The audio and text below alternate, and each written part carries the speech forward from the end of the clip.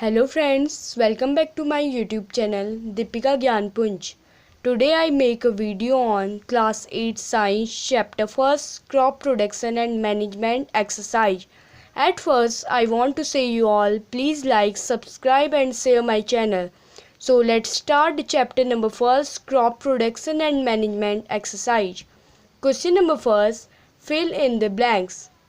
A. The same kind of plant grown and cultivated on a large scale at a place is called crop. एक ही प्रकार के पौधे जो बड़े field में उगाए जाते हैं फसल कहलाते हैं. Answer number is crop. B. The first step before growing crop is preparation of the soil. फसल को बोने से पहले किया जाने वाला कार्य मिट्टी को तैयार करना कहलाता है. Answer number B is preparation. C. Damaged seed would float on the top of the water. जो खराब बीज होते हैं पानी की ऊपरी सतह पे बहते हैं. Answer number C is float. D. For growing a crop, sufficient sunlight and water and nutrient from the soil are very essential. तो फसल को बोने के लिए निश्चित मात्रा में सनलाइट, वाटर और न्यूट्रिएंट का सॉइल में प्रेजेंट होना बहुत आवश्यक होता है. So answer number D is water and nutrient. Question number second, match the following. Kharif crop. Kharif crop यानी कि बरसात के सीजन में उगाई जाने वाली फसल. पैडी एंड मेज, धान और मक्का. रबी क्रॉप. रबी क्रॉप यानी कि जाड़ों के सीजन में उगाई जाने वाली फसल. वीट, ग्राम, पी मतलब कि जो गेहूं, चने और मटर. Chemical fertiliser, urea and super phosphate and formula of urea is NH2CO NH2. Organic manure, animal etcetera, cow dung and plant waste, गाय का गोबर, प्लांट वेस्ट और animal etcetera. Question number third, give 2 example of each. दोनों के दो example दो. खरीफ crop, paddy and मेज. रबी crop, wheat, gram, P.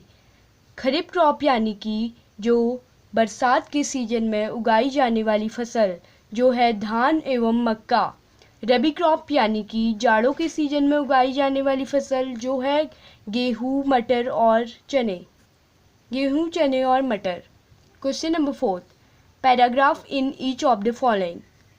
A. Preparation of the soil, मिट्टी को तैयार करना. Preparation of the soil is the first step before growing a crop. फसल को बोने से पहला एक step preparation of the soil है, मिट्टी को तैयार करना है. It is one of the most important task in agriculture and turn the soil and लूजन it.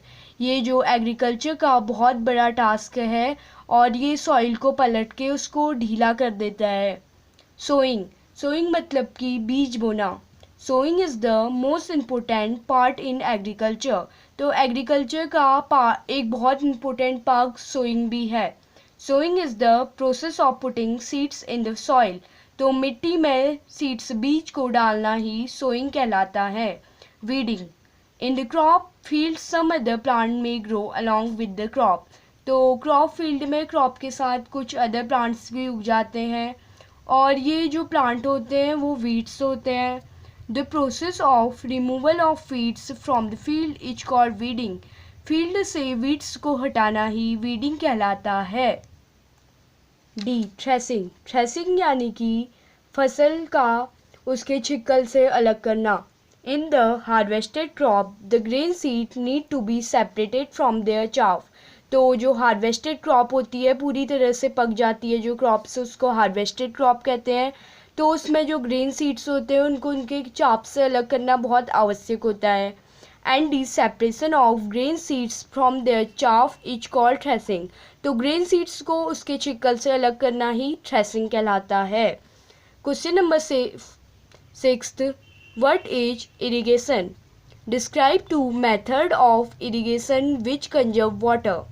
Solution is irrigation is the process in which water is supplied to the crop at different interval. तो ये पूछ रहा है सिंचाई क्या होती है. सिंचाई के 2 मेथड बताओ जिससे पानी की बचत होती है. इरिगेशन मतलब कि सिंचाई एक प्रोसेस है जिसमें वाटर पानी खेतों तक अलग अलग टाइम पे डिपेंड करके पहुंचता है। The time and frequency of irrigation varies according to the different season crop and soil type. तो सिंचाई की जो टाइम और फ्रीक्वेंसी होती है वो डिपेंड करती है सीजन पे, क्रॉप्स पे और सॉइल टाइप्स पे। Two method of irrigation help in the conservation of water are. तो दो मेथड सिंचाई के जो पानी के बचाव के काम आते हैं वो हैं sprinkler system. This system is more useful in the uneven land having fewer water supply. तो ये सिस्टम बहुत यूजफुल है उन जगह पे जहाँ बहुत कम पानी की सप्लाई होती है। In this matter water is supply by using pipes. और इस मेथड में जो वाटर होता है वो पाइप के यूज करके ही सप्लाइड होता है। Water get sprinkled on the crop as if it is raining. तो जैसे कि बारिश होती है वैसे ही जो पानी है फव्वारे के रूप में बरसात की तरह खेतों तक पहुंचता है। Sprinkler is very useful for the Sandy soil. जो पत्थर वाली सॉइल होती है या ठोस सॉइल होती है तो उसके लिए स्प्रिंकलर सिस्टम बहुत यूजफुल है। Drip system. In this system, water fall drop by drop just at the position of the root. तो ड्रिप सिस्टम में एक सिस्टम है जिसमें जो वाटर होता है ड्रॉप बाय ड्रॉप जाता है जो क्रॉप्स है उनकी रूट्स तक। So it is called drip system, इसीलिए इसे ड्रिप सिस्टम कहते हैं। So our question number 5th was left. So we will do the question number 5th. Describe how the fertilizer are different from manure. So here is the answer. Differences between fertilizer and manure. Fertilizer यानी कि जो market में हमें available होते हैं और ये काम किसके आते हैं, जो सॉइल के न्यूट्रिएंट को बढ़ाने के लिए। और fertilizer is an inorganic salt. तो फर्टिलाइजर जो है वो इनऑर्गेनिक सॉल्ट है। Manure is a natural substance obtain by decomposition of cattle dung, human waste and plant residues. तो मैन्योर एक नेचुरल सब्सटेंस है जो कहाँ से प्राप्त होता है, कैटल डंग से, मतलब कि गाय के गोबर या ऐसी चीज़ों से। ह्यूमन वेस्ट जो ह्यूमन का वेस्ट सब्जियाँ होती है उससे, या फिर प्लांट रेसिड्यूज से, तो प्लांट वेस्ट से। और fertilizer is prepared in factory. जो फर्टिलाइजर है वो फैक्ट्रीज में बनाया जाता है। Manure can be prepared in the field. तो मैन्योर जो होता है उसे हम फील्ड में भी बना सकते हैं। और fertilizer does not provide any humus to the soil. जो फर्टिलाइजर होता है वो मिट्टी को कुछ भी ह्यूमस प्राप्त नहीं कराता है। बट जो manure provide a lot of humus to the soil. But जो मैन्योर होता है वो सॉइल को बहुत सारी ह्यूमस प्रोवाइड कराता है। Fertilizer are very rich in plant nutrient like nitrogen, phosphorus and potassium. तो जो फर्टिलाइजर है उसमें बहुत सारी मात्रा में प्लांट न्यूट्रिएंट पाए जाते हैं जैसे कि नाइट्रोजन, फास्फोरस एंड पोटेशियम, जो प्लांट की ग्रोथ के लिए बहुत यूजफुल होते हैं और जिसे मिट्टी में मिलाना बहुत आवश्यक होता है। Manure is relatively less rich in plant nutrient. But manure में थोड़ी कम मात्रा में ये न्यूट्रिएंट पाए जाते हैं। Question number 7. If wheat is sown in the kharif season what would happen, discuss. तो ये पूछ रहा है अगर वीट को हम खरीफ सीजन में बोएंगे तो क्या होगा। So solution is if wheat is sown in the kharif season then the whole crop will destroy. तो ये बोल रहा है अगर वीट को हम खरीफ सीजन में बोते हैं तो हमारी पूरी फसल नष्ट हो जाएगी। क्यों? Because of the lack of optimum temperature. क्योंकि जो टेम्परेचर होता है उस टाइम पे अलग होता है और ऑप्टिमम टेम्परेचर की कमी के कारण। खरीफ सीजन इंक्लूड रेनी सीजन, और खरीफ सीजन जो होता है वो रेनी सीजन होता है which is not good for the wheat crop. जो वीट क्रॉप के लिए बहुत हानिकारक होता है, अच्छा नहीं होता है। Therefore wheat crop does not grown during winter, does not grown during this season. So जो विंटर सीजन पे जो खरीफ क्रॉप होती है वो नहीं बोई जाती है। Question number 8. Explain how soil get affected by the continuous plantation of crop in the field. तो ये पूछ रहा है अगर हम बार बार प्लांट बोते जाएंगे फील्ड में, एक प्लांट बोएंगे, कट करेंगे, दूसरा प्लांट बोएंगे, तो उससे सॉइल को क्या अफेक्ट पड़ेगा। Solution is continuous plantation of crop in the field make soil poorer in certain nutrients such as nitrogen, phosphorus, potassium etcetera.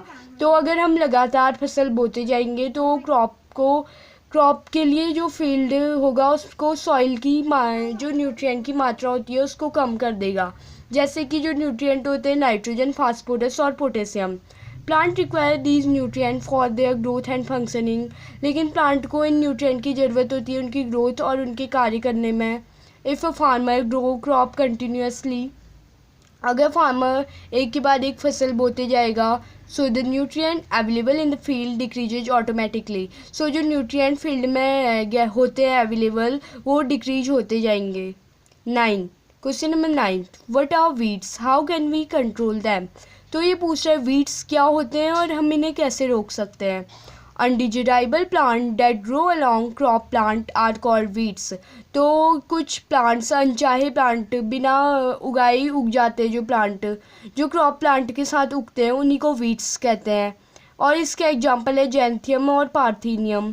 तो some important feeding method are, कुछ feeding method दिए गए हैं। बाय यूजिंग वीडिसाइड, हम weedicide का use कर सकते हैं जो क्रॉप के लिए हार्मफुल नहीं है, बट इससे कभी कभी ह्यूमन बींग को भी हार्म पहुंचता है।